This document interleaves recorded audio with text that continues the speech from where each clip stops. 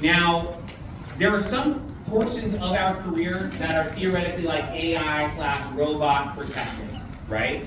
Where we have, you're not going to be able to have guys, these robots like bending time and throwing up from the wall.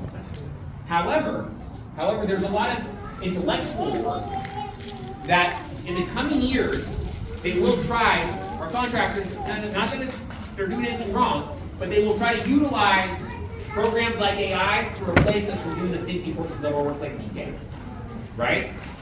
I don't know if you guys have noticed, one of the things that's happening right now in the local, because there's so much work, is they're really grabbing a lot of us. Okay, we're going to have them stick in this trailer, we're going to stick in the office, we're going to have you detail.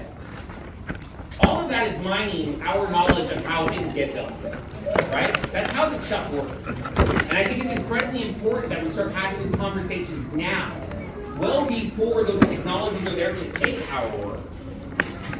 So that way we at least make sure we have some sort of representation at all of those levels of work going forward. But that takes forethought. That takes you looking forward a few years to say, hey, this is coming up. How do we address it now? I know for a fact that's not how these guys think. I worked in the office with these guys, right? That's not how they go about doing their business. They let the waves take them from spot to spot. We need people who are going to be willing to swim and make moves. And I believe them. Why do you think, what got that forward? I went through, it wasn't always like that. It wasn't always like that, but I think you can make the argument there's been a good portion of our time in the IBW, and this is, by the way, this is not just the IBW, this is unions in general, where we allow the process to just kind of try to just figure itself out rather than try to make things change, right? Because a lot of people don't like change. And one thing to that point on change, I want everyone to know there's some decent things going on. And that's the floor. One thing I can promise you is that floor is not going to get worse for you. It's not going to get lower. But I want to build on that, right? And that's what's super important. We actually work to build upon it. And then we utilize everything at our disposal to make that stuff happen. People get very complacent when they've been in that type of a setting for too long. How do we avoid that complacency on multiple levels, like the county level, the city level, and then getting into those rooms where like you forethought protection? Yeah, no, that's a really good question, right? Part of it has to be early adoption to the things that I'm talking about right now, right? And actually utilizing everyone and all of their different skill sets to build kind of an army, right? If it was just me or a couple of other people trying to do this on ourselves, like by ourselves, we would fail, right? I can tell you that. That's how these systems work. If you just try to keep it super small, we've all worked on those jobs where there's a couple of guys who like hoard all of the information, right? Because it makes them like important and feel special. I'm like an open guy. I'm like, actually, I want everyone to have information. I want everyone to be able to say, hey, if I'm out in the field and this happens, I can speak up because I know, right? So it's actually about really finding that investment and also making sure that you have the relationships to do that. Now, one thing I think most of you already know is that when it comes to being in these rooms that Jason's talking about, there's one call all of those people make when it comes to the IBW. It's to me. Now, the vast majority of the time, I'm sending them to Will or I'm sending them to Siebert, right? But if you fumble those opportunities when they're at your disposal, they're gone. And there's been a lot of times, we just saw one here this last week, where people don't see there are multiple things being played at once, right? People want to have us stop building data centers. It doesn't mean we're going to stop building data centers, but there's a lot of people who are pissed off that PG&E is jacking up the rates. My dad's one of them. You hear him complain about it all the time, right? There are people that are worried about the environmental risks that come along with these. And what we need to remember is that we are a part of these same communities that these things are being built. So we need to make sure we're having those conversations early on that we can kind of find that middle ground. But if you wait until, again, you think, oh, it doesn't matter right this second because they're actually not shutting down our project. It's not about today. It's about tomorrow. about 6 months from now, right?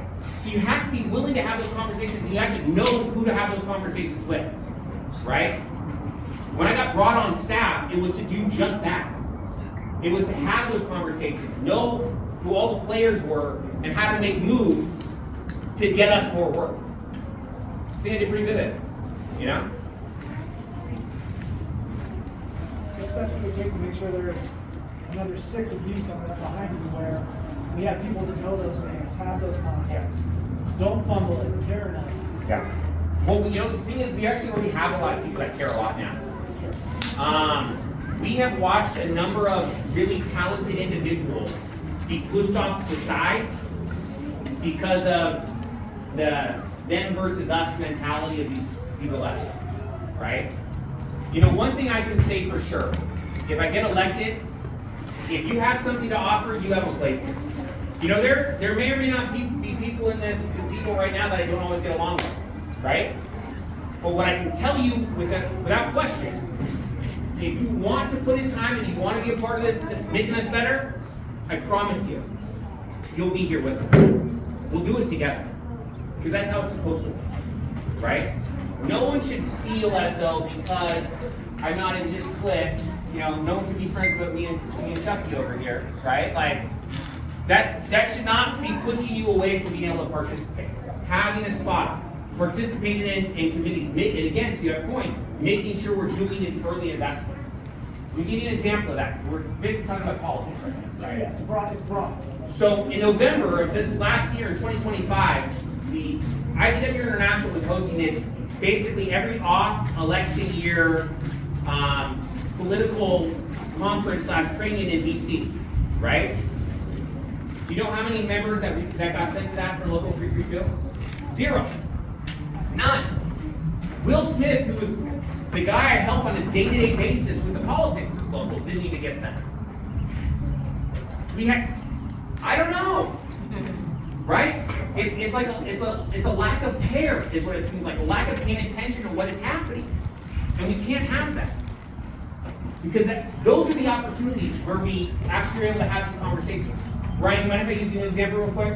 It's not negative, I promise. So, I promise, listen guys, I'm on my best behavior.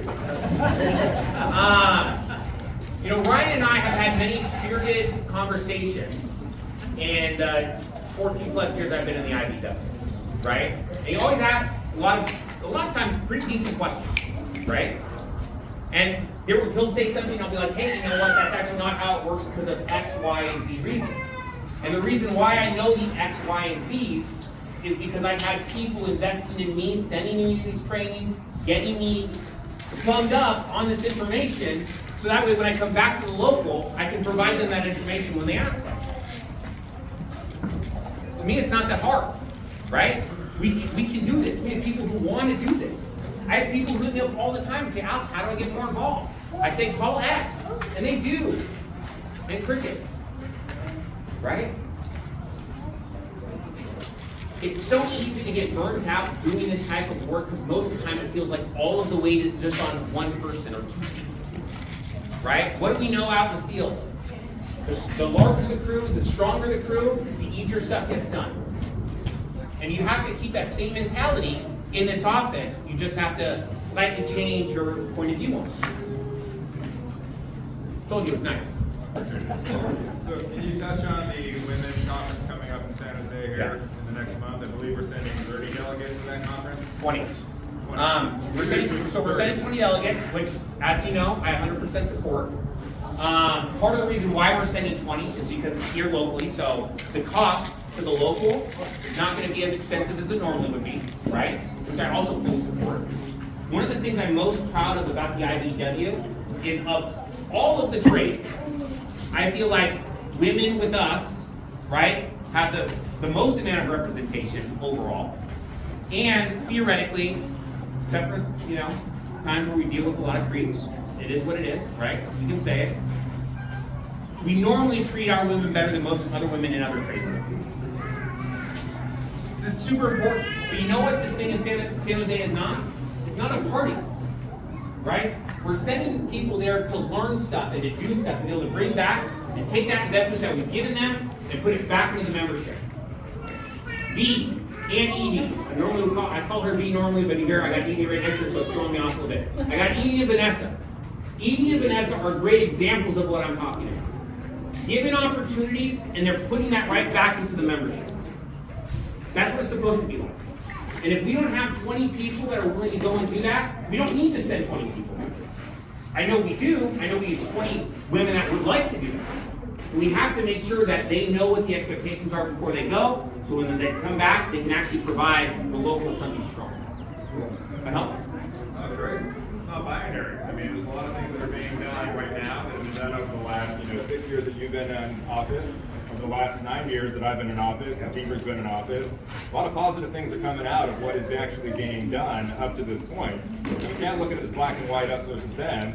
It is a brotherhood and a sisterhood, and we're all collectively working towards making incremental progress towards a better future for everybody. Because I met your dad when I was a second-year apprentice. You were a safety guy at El Camino Hospital, and we all run into each other over the course of our careers many times, and we see many different generations. So when political cycles come around, it's important to make sure that we're not looking at what's dividing us, we're looking at what brings us together after that last ballot is counted and where we go in the future. And I saw people at the allocation meeting. There are a lot of members out there, and I've never had an opportunity to allocate $6.79. And I hope that this isn't the last time we do it. I hope our next contract's even stronger. But we've been doing a phenomenal job. We've been a part of that as an officer of the local. To say that the agents are doing a poor job, to say that there are people that don't care about this organization, I don't think that's a true statement. But I appreciate listening to what you've had to say. And I think that we are trying to do what we can do on a daily basis, and that shouldn't be forgotten as we come together to talk about a political cycle and an election for the local. You know what, Ryan, I can't agree more.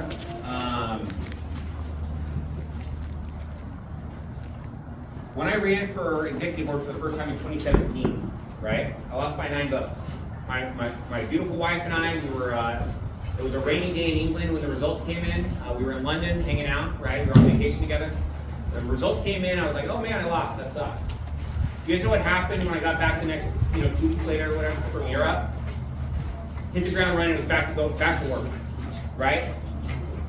Because to exactly what Ryan is saying, I didn't live to be elected to do what was right on behalf of the local, right? And it should be the framework that we all work under, that we don't have to have roles or titles to do what is in the best interest of the local. But what I will say is that when there are failures, as a leader, you gotta take the heat for it. That's how it works, right? I would love, to not see a foreman throw their guys under the bus when they do shitty work. But Mike and Adrian, as a leader that you work with on a day-to-day basis, do I throw you guys under the bus? No. If something's wrong, it's on me. I will take responsibility for that. I will take the heat back. Because you know why? Because in 3 years, if I get elected business manager, you guys don't like the work that I've done, guess what? I'll be back out, turning a wrench with the right system. And I will be proud to do it. Because that is what I am. I'm an inside wireman first. I'm a member of this local first. All of this other stuff is what it is. But it's incredibly important to say, hey, yes, we're making the most amount of money in the country. Yeah, guess what? We're gonna make more too. That's not gonna stop. The question is, what are we doing for the long-term benefit? And if you can't make that argument right now, you shouldn't be business manager and you shouldn't be making runs. It's not about making excuses why you don't think you need to be doing something. It's about why are you doing something? Why are you doing this? Right? This is not a job to me. This is not a role that I've been waiting for my entire life. Right? It's not how this works. I stepped up to run for business manager because I know it's what needs to be done for this local right now. 3 years, 6 years, maybe I'm not needed to be member. That's okay. There's nothing wrong with that. But right now, that's exactly what I do. I know you were a victim of retaliation. You get on the mic and you get banned from Yes. So, I've seen people have spoken on the mic, and I've seen them get retaliated against for negotiation or for allocation, whatever it might be, or talking at the union meeting. And to me, that was really disgusting to see that. And I don't know if it was the current administration or the previous one was Javier, but I have seen stuff like that happen. And to me, that was pretty bad. So that's why I think Alex, with me and Alex are in the same boat this way, to see the people retaliating against other people because they spoke on the mic was really bad. I've never seen the kind of retaliation that I saw in the previous administration. When I say previous administration, I'm talking prior to 2017. You're absolutely right. There were nights where I was bringing up information regarding our health and welfare plan being in debt or pension plans being underfunded, and I was removed from the meeting. I was escorted out by the Sergeant of Arms. I was banned from all union functions for 1 year. I was $5,000 due and payable, and there was a vote to expel me from membership completely. That failed because the IO would not have allowed that to be enforced. So when I stand before you, it's because I have taken the hits and I have the scars, and I don't speak up as much as I used to because there's no reason to create divisiveness. We have those conversations behind closed doors, but I've never seen somebody get up to the mic and be retaliated against. Maybe you have examples of it, but I've never seen somebody actually being insulted and removed for their viewpoint. We have a lot of people that come in intoxicated and speak very openly, and they have that opportunity, and we listen to what they have to say, but sometimes the facts aren't necessarily aligned with reality, and we have those conversations afterwards so that we can make sure we're all in agreement of what's in the best interest of the local. I can tell you this, at the end of the day, it doesn't matter what happened 2 administrations ago, this administration now, it's not gonna happen under me. That's all that matters, right? That is not something that, listen, I'm not sensitive to the point where if someone hurts my feelings, I'm gonna go after their jobs. I'm gonna make sure that they're don't have opportunities within inside the apprenticeship to change classification and get better. That shit's not gonna happen under me. If you belong here, which each and every one of us do, bye mom, bye dad, this is a place for you, full stop. It's very simple to me, right? It's not something I have to worry about.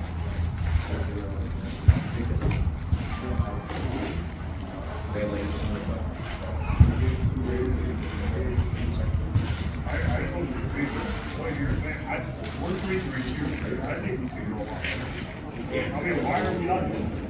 Seriously, I mean, I'm not going to that guy. I think, as a issue, I think we can go a lot better. We can, and we will. You know, we should fight for it. Get the topic. We are. I think we can go on. Any other questions? You're running for mayor. Mayor sucks, guys. Yeah, that's what we do. You know, there's a couple of things I want to add. I know Manny actually brought this up for me this morning. You know, I don't know if you guys have seen, we're changing our administrative services, right? We're no longer going to have UAS, we're going to get this new company out of Chicago. And although I believe it is the right decision to have gotten rid of UAS, I think they have failed us on too many of an occasion. There are a couple of things I want to make sure that are getting addressed that haven't been talked about both behind closed doors and out front. So whenever you have this type of a major change, and by the way, this is a significant change, we got to remember that there's a lot of people we don't want to see fall through the cracks. So we've had a number of members working for contractors over the last 2 years that haven't been getting their benefits paid, weren't getting their health and welfare paid, their owed money, right? You were over there, right? So what happens when we change administrators and these people haven't been made whole yet? Are we going to make sure that they don't slip through a crack and then they lose their health and welfare because the contractor that they were working for 10 months didn't pay it? No. What about our people that are going to be retiring soon? And I mean this very respectfully. We have a lot of members that are 55 plus that aren't super tech savvy, right? So historically, a lot of our older members, when they're getting ready for retirement, they're able to at least go to UAS because there's a physical location, so they can get questions answered, right? Walk through the process. But are we going to say in 3 months that now all of this stuff is done online or over the phone, and you're talking to some bot, right, to try to answer it? That doesn't help us. Are we going to have a satellite office here? Are we going to have people on the ground who actually help our members with the stuff that they need? These are not conversations that I'm hearing being had, right? We already have people who've been left behind. I don't want to see more of our members left behind. So these are all things I'm thinking about and already trying to figure out how do we not screw our members over, especially the ones that are owed a lot. A lot in their retirement, a lot in their health and welfare. Any other questions? Chris? Got anything? I'd say to the point where you're talking about the retirees, right? Wouldn't it be a good idea to actually have some training for the individuals or even the ladies at the front desk at the hall, so that even if we don't have a direct UAS representative at the hall or a satellite office, we can actually have them answer at least the majority of the questions for any member that's retired, getting close to retirement, right? That are worried about what's going to happen. Well, that's a really good question, Chris.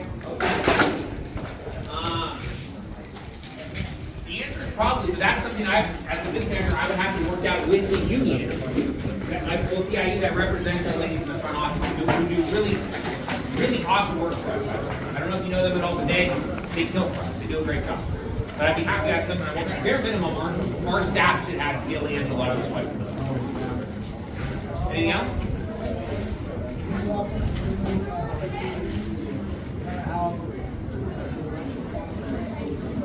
Oh yeah, yeah, absolutely.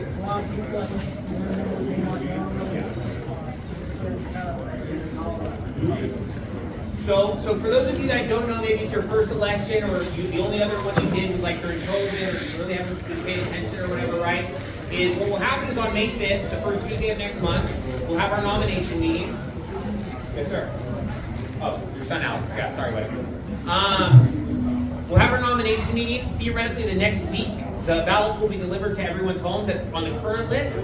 If you get sworn in a little bit late, you may not be on that current list. So let's say for people that get sworn in that Tuesday, they'll have to actually go in and get their own official ballots. You fill them out, you put them right back in their prepaid postage, and you send it in. And they all get counted on June 5th, Friday, June 5th. That's for Everything. That's business manager, president, vice president, executive board, examining board, convention delegate. Yeah. Yes, sir. First of all, thank you so much for asking that question. I don't know if you guys heard. He said not only voting for me, but how else can you guys support me? I mentioned this earlier. You guys are all incredibly influential, right? You guys are all on job sites, work with other local 332 members.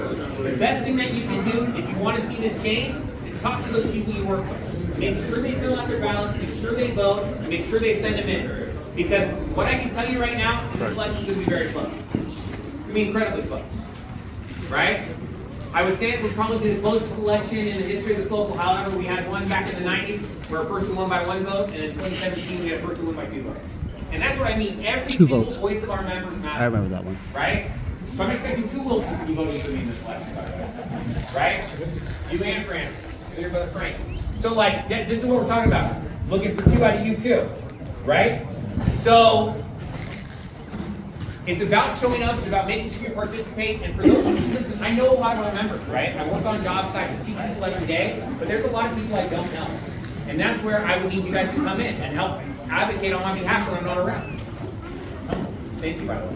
Appreciate it. Appreciate your support. Anything else? Did everyone enjoy the food? Could be better. All right, guys, I'm done talking. It could be better. Like alcohol.